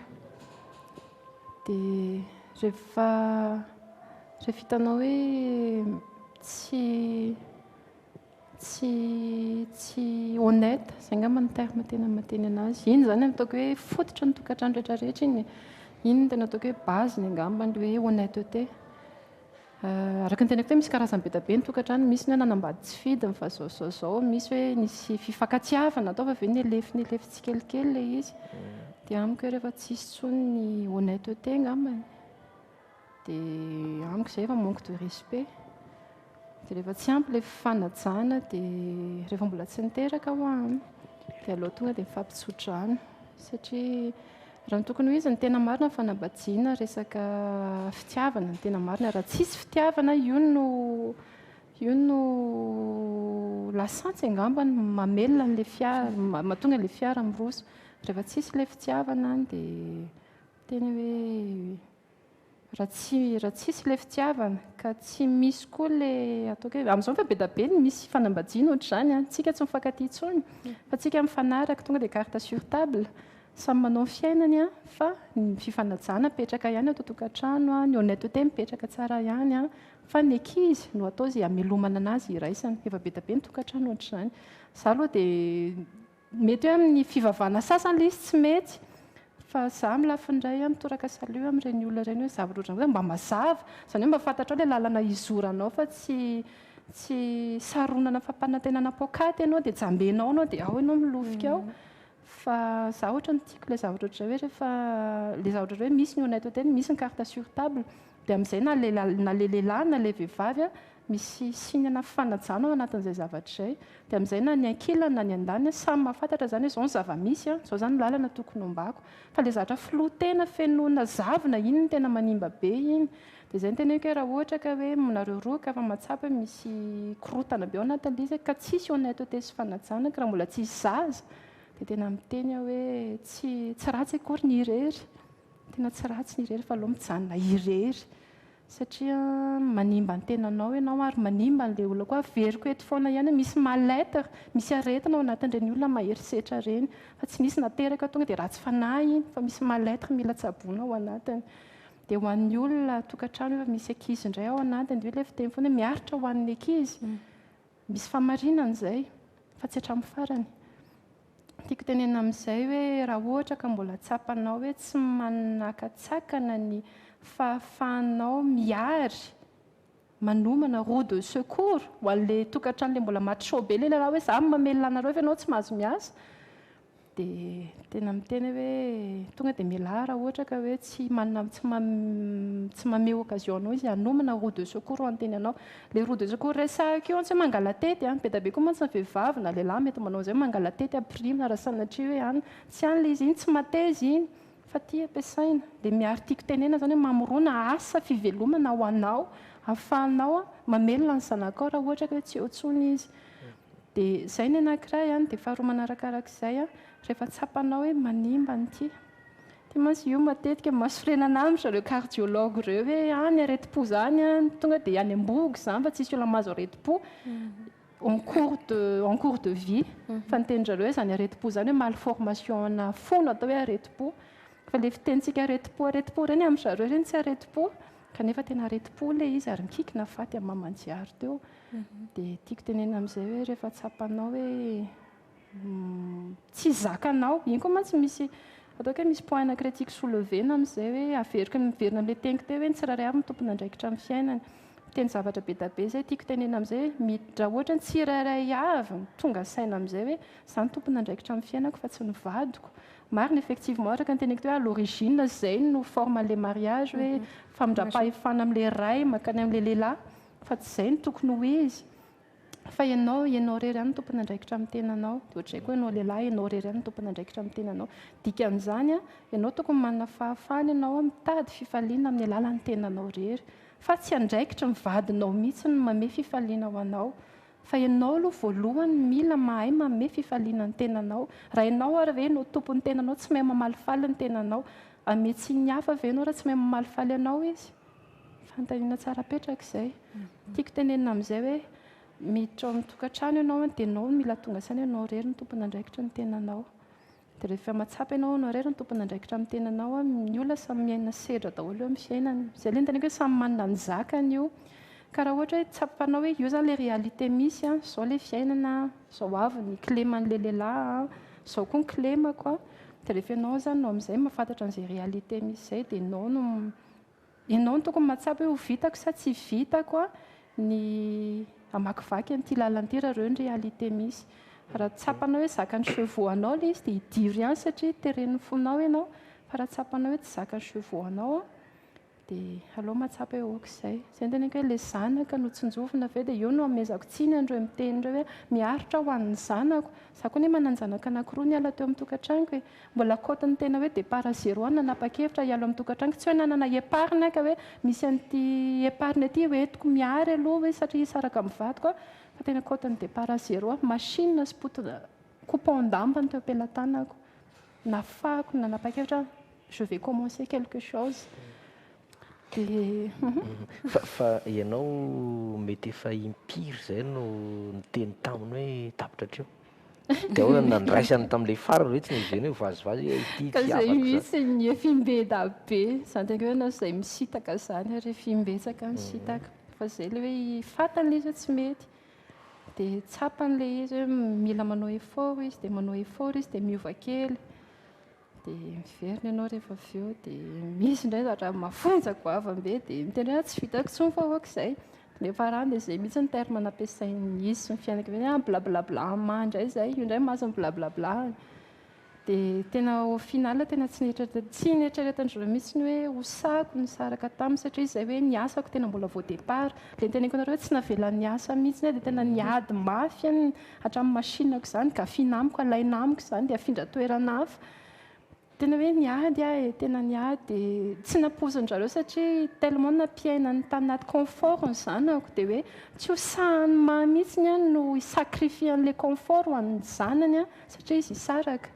dia zany ny ataoko hoe mety anisany natonga an'ilay prise de décision taraiky anga satria nieritreritra tamin'izany zay taniko hoe sarotra be ilay mametsiny an'ilay vehivavy na ilay olona hiaran'ilay herisetra reny inona mbola heretanao ihany satria tellement be da be ilay paramètre ao andohanao ny anahy tamin'izany dia hoe satria hoe no atao hoe tsy mahavita miaritra tsony dia sanatria ampiaina ny zanako raha tia fari-piainana ny aina dia hoe atyany no ampiaina ny zanako rehefa avy eo dia ohatrany hoe fandraisako anazy tamin'izany so ohatrany hoe nanana sentiment de culpabilité hoe noho izavy zany dia hijalo ny zanako dia zany rehetrarehetra zany eo an-doha daholo zany manakana anao andray an'ilay décision fa dia izay no isany natonga an'zareo tsy nieritreritra mihitsy ny hosako ny farany nisaraka taminy satria antsamy maha zany dia eo koa mipetraka ilay chantage hoe alaiko aminao ireo zazo ireo satria anao mbola tsy mahavelo tena ka inona ny amelohany manao an'ireo zazo ireo zany rehetrarehetra zany ao daholo dia eo ilay kolokolo any amin'ny fitsarana sy ohatrany hoe ampijery ny divorce fa ho azoko foana ireo zaza ireo dia hainao moa mararo an'ireny zany hoe alana aminy zanany dia c'était mafy tena mafy fa tsy nampozon-jareo mihitsy n'ilay izy fa izay hoe tena ohatrany naneno ilay tady aok'izay dia narahako ny foko dia tena hoe nandeha kotany nandeha anjamba nefa izay fotsiny hoe io moa fomba fiteniko hoe izaho mahatoky ny zavatra nataoko omaly tiako tenena izay hoe izaho tena mihiny be fisian'ny tody amiko misy valiny daholo ny zavatra rehetrarehetra zavatra fafinao foana no jinjainao rehefa avy eo izaho mahatoky ny nataoko rehetrarehetra maly dia ataoko hoe na mbola maizina ary ny lalana hoe olalovako natoka hoe manana an'ilay ao ambony izaho tsy nanao ratsy dia tena hoe nyroso foana tena hoe kotiny hoe azo rezany mety hoe tanapolo ny tenena anazy fa tena sorovavolom-belona aminareo hoe rehefa ianao no manao maximum anao eo amin'ny fiainana rehefa ianao tsy anjely tsisy anjely zany tsisy olona parfait izaho koa manana ny clémako fa rehefa ianao no miezaka ny manao izay maximum anao ianao no miezaka ny manao ny tsara dia mody ventiny foana io tena mody ventiny dia izao tena miteny hoe vitako sarera mamelona ny zanako tena hoe tsy niasa nanenina tamin'ny fanapa-kevitra ao zany ianao amin'izao raha tena fihizina aloha amin'izao le saraka ve tena tsy manenina satria izay hoe lalana tsy maintsy nylalovako ilay izy amiko tsy maintsy nylalovako na le korota-panambadiana be na le fisarahana izay hoe nanefy anao lasa ohatr'izao ilay izy dia tsy manenina satria izaho amin'izao mivelatra épanouie amin'ny asako dia eo koa zavatra anankiray tiako tenenina hoe ao anatin'ny tokantrano izay ilay tompona andraikitra ny tsiraray avy amin'ny fiainana ianao renim-pianakaviana eo ny tompona andraikitra voalohany amin'ny fahasambarany zanako satria sy mbola kely dia mbola tsy malala hoe ohatr'izao zao avy no ataoko mba ho sambatra fa ny lehibe ny hoe tsy maintsy tompona andraikitra amin'ny fiainana dia tiako tenenina amin'izay hoe amin'ny ianao ilay hoe ianao ny renim-pianakaviana rehefa finaritra sy épanouie ianao dia épanouie ho azy ny zanakao fa tsy nisy fotoana ve izy mba nanambitamby hiverina indray dia ianao tena katopo tanteraka ve hatramin'izay tsy haiko hoe clémako ve izay tsy fantatro fa ny asa ny tena izay tena izay ndraiky na amin'ny asako ary ny ahy tena je me donne à fond izay ngamba mabelie anahy za tena hoe je me donne à fond midona amin'ny rindrina ireo dia rehefa tena hafanenina tanteraka izay dia iny matetika ny tsy tsapan'ny olona hatraiza ilay hafanenina tanteraka fa za ihany no matsapaneny dia iny matetika ny tsy ampozin'ilay olona hoe tena niala tampoka ma tsy niala tampoka hoe tena vita fa tena vita tena niaritra tena niaritra dia izay ny teneko hoe efa effectivement efa nisy taona izy nanao démarche kely niverina mba fantany toetrako hoe za tena rehefa izay dia izay tsy mivoady fa rehefa izay dia izay nanahoana nandraisany an'izay hoe fanapahan-kevitra farany raisiny mazay hoe tena saraka tanteraka hoe définitif tanteraka amin'izay Nanahoana ny nandraisan'ilay vadinao an'izay fanapahan-kevitra ao izay? Izay tena tany am-pony aloha tsy fantatro fa ohatran'ny hoe zavatra nieritrereto ny hoe ilay araka ny teniko teo tena mbola côte ny départ zéro tamin'ny asako dia nieritreritra angamba izy hoe tsy ho tafavoakako ilay asako hoe tsy ho vitako ny hamelona ny ankizy dia ohatran'ny hoe niandry foana izy hoe tsy maintsy ho avy ny fotoana hiverina termantsika gasy moa izay hoe tsy maintsy ho avy ny andro andadilahy dia aty amiko amindray masy satria tsy vita intsony ny ankizy dia tsy haiko na mbola manantena an'izay izy tsy fantatro izay ny hoe tsy fantatro izay fahatsapahany hoe izaho tapa-kevitra tanteraka fa izay aloha ny tao aminy tamin'izay hoe mbola nanantena izy hoe tsy maintsy hiveriny ma dia amin'izao aloha tsy fantatro izay mety hoe mbola fahatsapahany fa nitoetra kokoa fantany. Fa ianao tena tsy tia azy intsony? Raha hitena hoe io koa misy point anankiray teneniko koa izaho moa Facebook matetika mizara expérience sy fahatsapahana tsapako ohatr'izay foana dia araharotiko ny tenenana an'ilay izy. Ilay fitiavana io tsika indraindray mandray atendrona. Ilay fitiavana io tsy hoe tiana ny olona anankiray dia tsy maintsy miaraka aminy ianao. Azonareo ny tiako tenenina.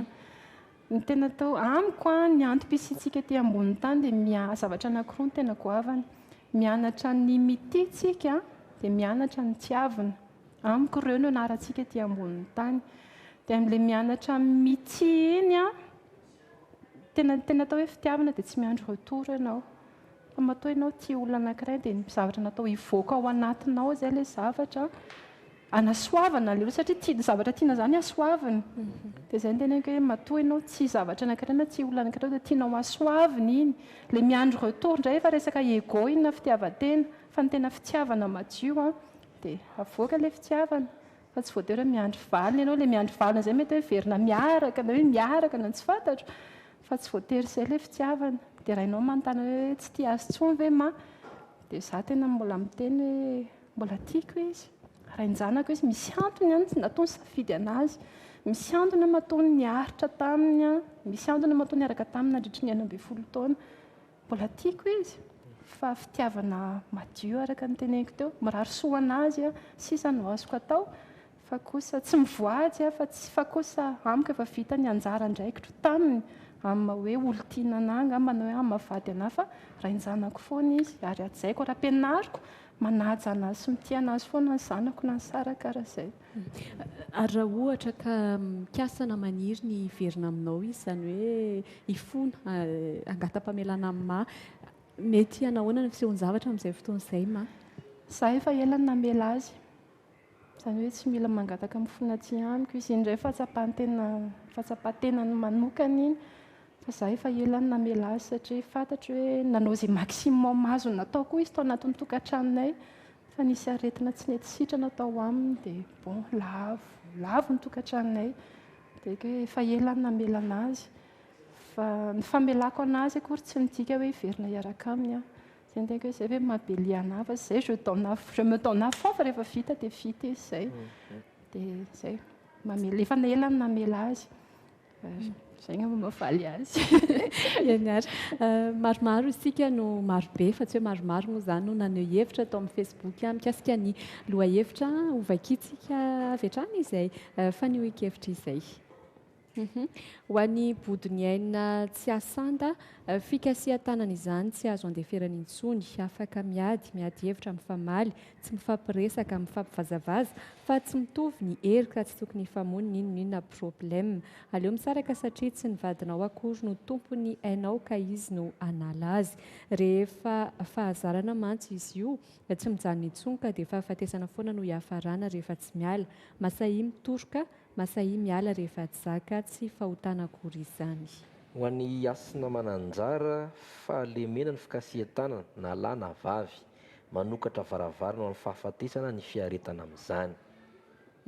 Ary toizantsika mifaneho-kevitra tiana kely raha vao mikasy tanana kosa aloha dia hialao lavitra. Ny zavatra rehetra azo leferina fa io kosa tena non. Raha izaho manokana raha hoe mbola hijanona dia mamaly aho. Iza no anaiky hodaroany eo fa dia mifanaingy.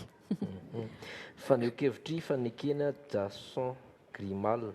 tsy fahaizana mifampiaina mifampiresaka sy tsy fahaizana metraka amin'ny plasy ao an-tokantrano no hitako tena olana hany ka lasa miseho azy ho iza daholo fa tsy mba misy iray mba manaiky dia raikitra ny ady avy eo mitaky fandeferana fanetrentena sy finiavana avokoa izany rehetra izany. Aramarana antsika izay fanoan-kevitra izay ny volatiana Elmina salama tompoko.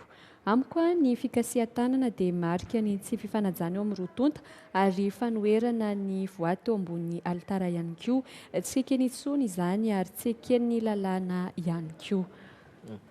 Izay ny fanoan-kevitra, le fanoan-kevitra ibodinaina tsy asanda no tiako iverenana kely hoe masahi mitoroka. Ianao marina ve tamin'ny aritra zaretra tsy nitoroka? Za tsy tena mitory samihafa le mitory sy mitoroka. Le mitoroka mamaly. Tsy mamalika mitoroka hoe manatona tompona andraikitra manam-pahefana na eo foko tamin'izay miteny hoe za tompoko dia ary ny herisetra fa mampilaza aminareo hoe inona ny dingana tokony ho arahako. Tamin'ny farany indrindra za nanapa-kevitry ny saraka taminy avy niditra foko tany tamin'ny adiny rehetrarehetra hatramin'izay. Fa hatramin'izay tsy hatramin'izay tsy nanantona manam-pahefana mihitsy fa ilay noteneniko nareo teo hoe nanantona ny tabitany nataoko fa hoe manam-pahefana matetika mantsy manantona manam-pahefana zany ohatra hoe resaka fanasaziana na ohatr'izay ny andrasana amin'ilay izy fa ny anahy tsy dia hoe resaka fanasaziana izay ny tonga nandena tamin'ny farany no nitenetiko fa tsy izy tsony mihitsy vao niditra tamin'izay dingana izay satria fantatro ilaiko miditra amin'izay dingana izay satria roso amin'ilay divorce dia mila taratasy avy any amin'ny fokotany sy ny ohatr'izany fa ny tompona ndraikitra angana ataontsika hoe ny olona mpandray an-tanana angamba ny tena mahateny azy no natonoko tao anatin'izay korotana be izay dia ilay niteneniko teo hoe nanantona an'ireny ohatran'ny centre ohatran'ny tabita ireny. Fa raha iverenantsika nitrangany Mamadiary izao ireny moa fa tena herisetra sy zavatra niatrirehetra teo. Ianao ve manosika-hevitra ny olona ohatran'ireny hoe mindana mitoroka na izay olona mahita mindana mitoroka?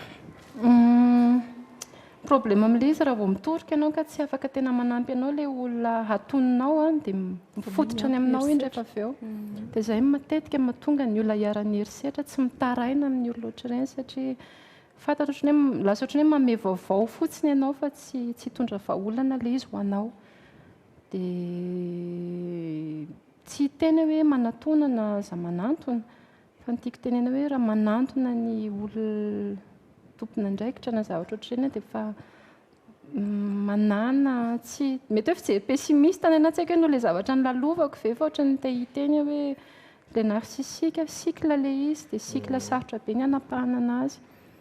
dia mamiko izao matoa ianao fa niditra tamin'izay dingana izay dia efa miomana fa ohatrany efa manomana ny fialana ao anatin'ilay izy ianao izay tsy hoe fialana tsy hoe fitadiavana vahaolana intsony izay fa ilay vahaolana ho an'ny tenanao angamba ny tena marina sisa ny tadiavinao fa izay tsy haiko mahafaly azy fiasany. Ary nanahoana ma ny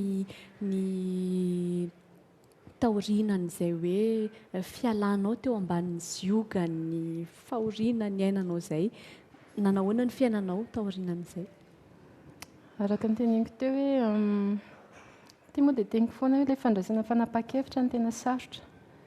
Iny izany no tena hoe sarotra sady nandany fotoana ilay teo hoe 5 taona farany tena nangidy be ny ainako fa eo misy manontany hoe fa maninona niaritra 5 taona vao nandray fanapa-kevitra fa izay hoe ilay fandraisana fanapa-kevitra iny sarotra fa une fois niraisinao ilay fanapa-kevitra ao ka matokony ny omalina ataonao ianao dia sereine sy maivana kokoa ianao miatrika an'izay tokony ho hatraiky eo. Dia iny fomba fiteniko foana chaque fois hoe aleoko lavitra miady amin'ny fiainana. Tiako tenena ilay miady amin'ny fiainana io ilay mitady ny sakafo hohaninao isan'andro toy izay niaritra an'ilay fijaliako ela be tao isan'andro satria marina be ilay nitenen'ny jiary io hoe azoko be ilay izy ilay miteny hoe mihena sakafo mamane ilay tsy mety misakafo satria za koa nanao an'izany rehefa tena miady izay dia vitako tena hoe ohatrany hoe tsy misakafo mandritra ny 3 andro satria marary loatra surtout latsaina amin'ny resaka sakafo. Izay ny teneniko hoe ho an'ny lehilahy narsisika io volana io matetika no ataony fiadiana fitaovana amin'ny tenanao. Dia ohatrany hoe mety hoe mamono tena koa ilay tsy misakafo fa tonga dia micomprendre be anazy isany izy ilay mitantara ny rehetrarehetra tonga dia niverina ny aina ny zavatra niainako taloha. Dia bon mafy le izy, mafy koa le miady amin'ny fiainana. Fa le niteneniko teo hoe za tsy anjely fa teo amin'ny fiainako miezaka manao maximum ako foana dia miezaka manao izay mety foana teo amin'ny fiainako dia matoky be an'le nataoko maly dia izay ngambany hoe na tsy afaka hoe mbola lavitra be le tunnel anilan'ny lalovako tamin'izay avy nisaraka taminy dia nanana fatokisana foana dia tena mijoro vavolombelona aminareo hoe hoanareo renim-pianakaviana mieritreritra rehetrarehetra hoe ataoko aiza reto zanako reto tsy vitako mamela ny zanako tena anareo aho hoe raha ilaina raisina fanapa-kevitra dia raiso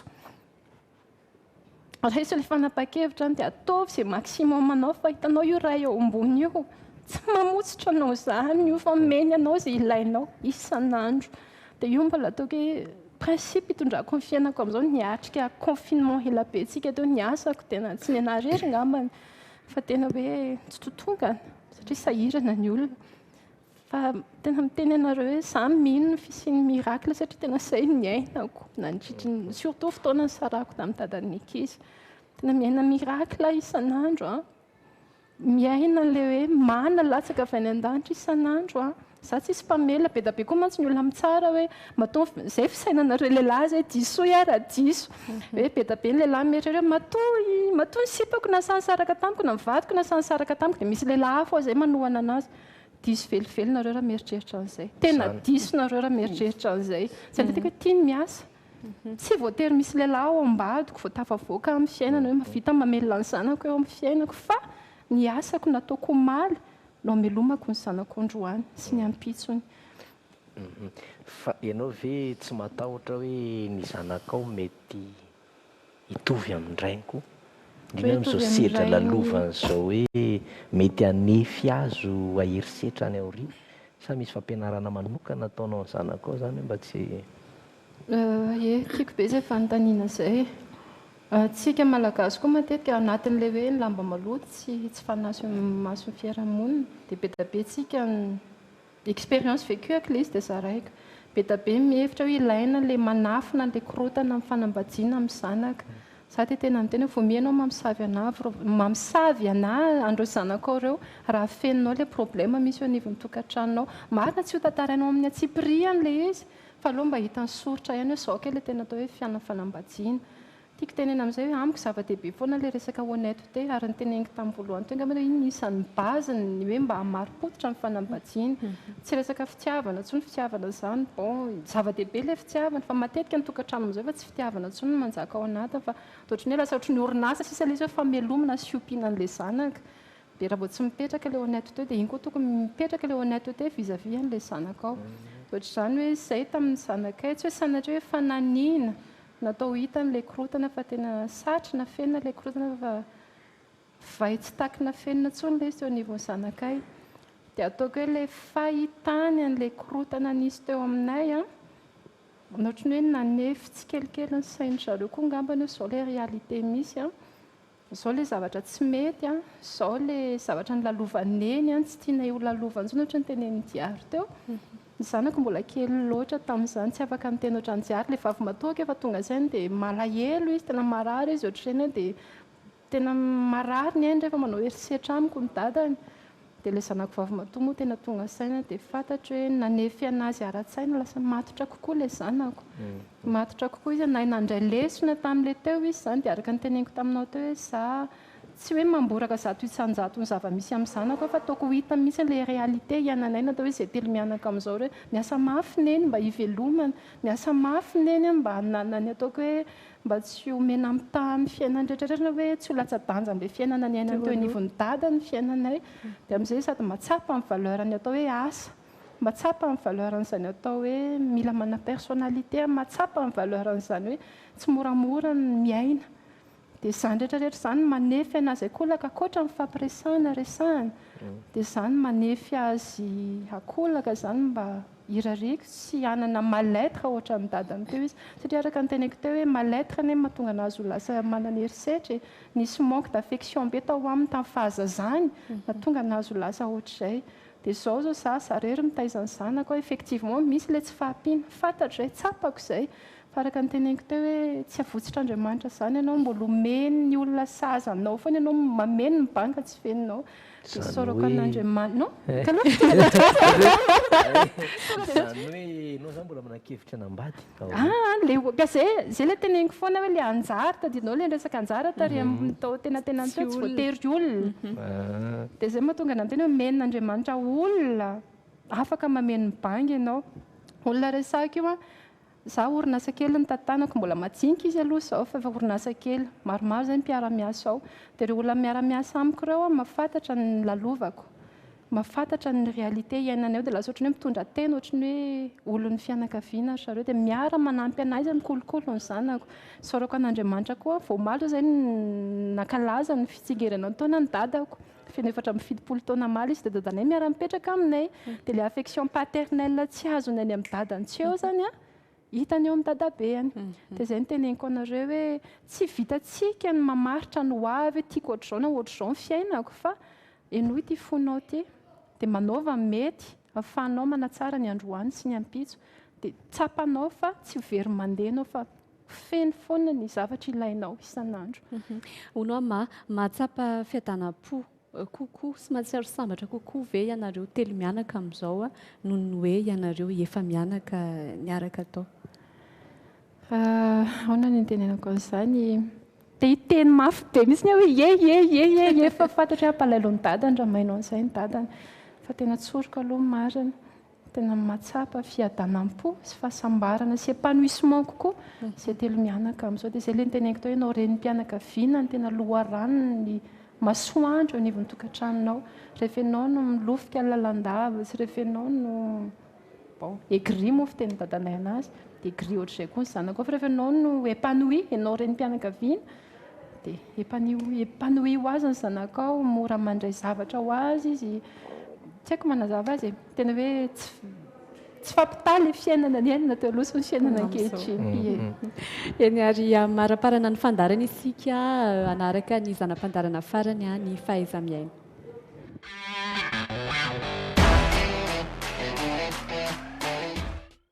avy hatrany dia omeko any ny fitenenana hoe lavalava ny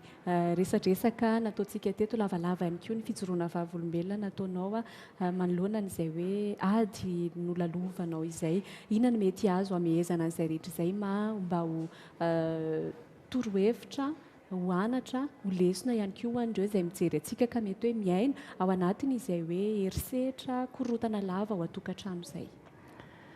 amehezana azy fa ianao tena mbola be be ilay zavatra tiana tenena fa tiako tenena angambany hoe araka ny teneniko teo hoe matoa ny olona manao herisetra tsy nateraka ho maherisetra izy fa misy olana ao anatiny ao mila vahana ary izy manao herisetra iny ohatrany hoe karazana fiantsona vonjy iny hoe vonjeo hafa marary dia tsy haino mamoaka an'izay dia manao herisetra izy tiako tenena amin'izay hoe tsara be le ataontsika hoe projet be da be manohana ny olona hiara-ny herisetra rehetrarehetra tena efa be da be ry zareo ireo ary mbola mila ampiana tosika kokoa fa tianao teboka kely hoe mila jerena manokana koa ilay olona manao herisetra araka ny teneniko teo hoe fiantsoana vonjy ireny herisetra ataon'ireny fa raha venao koa ny tonga dia izay moa tonga na miteny hoe za tsy tiako mihitsy ny terme hoe mitsara io tsy tokony isizaniza hitsara n'izaniza fitsarana moa ny hafa moa izany resaka fitsarana fa hoe amintsika samy sarababe bahoaka sarotra be ilay mitsara fa mila omena tolo-tanana ry zareo ireny eo ampiana ilay olona hiara-ny herisetra mba ahay tsy hiatrika fiainana sy ary mila ampiana koa ilay olona manao herisetra satria mba te ho sambatra koa ry zareo ireny fa tellement le fiarahamonina be da be le cliché le rafitra napetraka mitarika pression eo misoroka le lehilahy indrindrindrindra na le vehivavy io dia ireny lasa manimba zavatra fa mila tsy haiko hoe fifampitaizaina hatrany ampianarana mihitsy angamba izay efa ao anaty tokantrano aloha izany dia iny le teneniko hoe sainao mila amboarina na ianao le tompony na ianao le manao herisetra io na ianao le hiara-ny herisetra ianao ihany ny tompona andraikitra amin'ny fiainanao tsy le vadinao mihitsy ny tompona andraikitra amin'ny fahasambaranao fenao ny tompona andraikitra voalohany fa ny tiako tenena hoe any amin'ny fitazaina ny le ankizy mbola kely mbola tsy anaty tokantrano mihitsy ny any dia efa mila amboarina ny sainy hoe tsy haiko ny amin'ny instruction civique angamba mila verina ary mila mafisina kokoa zay hoe tsy ao no tena zany hiteny hoe tsy mitovy zo tsy mitovy ny lahy sy ny vavy samy hafa fa mifameno samy manana kilemana samy manana ny tanjany dia zay mila amafisiny zay tsisy ambony tsisy ambany fa mila amafisiny zay mba tsy hanana pression be le lehilahy hiditra tokantrano rehefa avy eo na ilay vehivavy hiditra tokantrano hoe za zany natao izao fotsiny fa mila fampiresahana hatratsy ambany mihitsy dia moa isaorako an'ilay projet be da be nisy taona miara-miasa amin'ny Sahala ONG Sahala zareo moa dia mahafinaritra ny amin'izareo eny anivon'ny ray mpianakaviana mihitsy koa zareo miditra tsehatra any zany dia any mihitsy izy miresaka mba hievitena an'ilay herisetra dia zavatra ohatr'izany zany mila mafisina kokoa mihitsy hoe araka ny teneko teo ny ary ny raha marary ianao raha tsy fanafody sahaza n'ilay aretinao no menanao tsy ho sitrana ianao dia alohany amin'ilay fototry ilay aretina mihitsy no poirina marary mafy indray mandeha mba ho sitrana rehefa avy eo. Faralatsika avy fandarana fa mialohan'izay terme varanao koa satria ianao moa vahiny misaorana be dia be naiky vahiny teto tantaram-piainanao ianao styliste afaka mba milaza ianao ohatranao zao aiza ho aiza zao midingana midingana misy amin'izao zay asa zay sy ataontsika hoe mba fanentanana kely fanentanana mifankasitrahana aloha io teneniko foana chaque fois manao occasion mankasitraka antsika malagasy efa zay tena hoe mangetaheta n'ilay vokatra malagasy efa tena manana fierté hoe za manao zavatra vita malagasy dia tena misaotra betsaka amin'izay satria manohana anay mpanao asa famoronana sy asa tanana anareo dia io tsisy fanomezantsina ny vokatra ilay confinement be teo dia miena ny anaty poketra dia lasa marisarisa zay tsy maintsy manjifa ny ataoko hoe asa famoronana satria tsy mitovy ny vidin'ny asa famoronana sy ny prêt-à-porter zay raha tsika malala da azo ohatrany hoe zay tsy maintsy miroso amin'ilay sisa miroso amin'ilay izy dia fankasitrahana koa zay fa ny tiako tenena angambany hoe tazomy ao am-po foana ilay fanindriana anjifa ny vita malagasy dia ny anankiray koa hoe izao tohanana arak'izay fahafahanareo ilay vita malagasy dia raha ho anahy manokana zao nandritra ny confinement zay ohatrany hoe nanao mise au vert kely mihitsy amiko zao amiko misy positif iny zany tena zay ohatrany hoe fotom-pisaina tanao hoe misy positif foana ny zavatra rehetrarehetra misy antony daholo ny zavatra rehetrarehetra ahafahanao misonitra ny fiainana ara-panandry indrindrindra dia ho anahy zao mandritra ny confinement tena hoe nanao mise au vert kely mihitsy dia efa miketrika io manomana collection vaovao avoaka raha sitrapony eo ambony amin'ity taona ty mba amaranana an'ilay 2020 eo dia hirariko tafapaka sy ho hitanareo tsirairay avy ry angetaheta kokoa nareo hanjifa ny zavatra ataoko rehefa kelikely. Eny ary dia mirary soa any mazahay iroborobo hatrany ane izay orinasa kelinao zay iroborobo ihany koa ny talenta nananao dia sao dia mbola misy aty miandrina mankasitraka indrindra dia mirary soa hatrany dia zay mankasitraka anareo nanasa dia irariko hoe tsy ny anahy marina fa ny sombo-piainako sy ny traikefa kely mba izany ananako ny zaraiko dia engany ho tafampita amin'izay ataoko hoe izay afaka mandray anazy isan'io lavitry ny korotana daholo sy ny herisetra tsika rehetra eny ary dia mamerina ny fisaorana dia isaorantsika ihany koa ny mpijery nanaraka hatramin'ny farany fandarana inonay fa dia nitondra lesona ho antsika nitondra anatra ho antsika ihany koa izay anatra sy fijoroana vavolombelona ary fizarana nataony maty atao anatin'ny fandarana izay isaorana ny ekipa rehetra isaorana etony ihany koa ny OKLG Beauty tsy akoron-drano sy ny FND Fashion nampiakanjo tapitra ny fandarana dia mametraka ny velomo mandra-piona tompoko velomo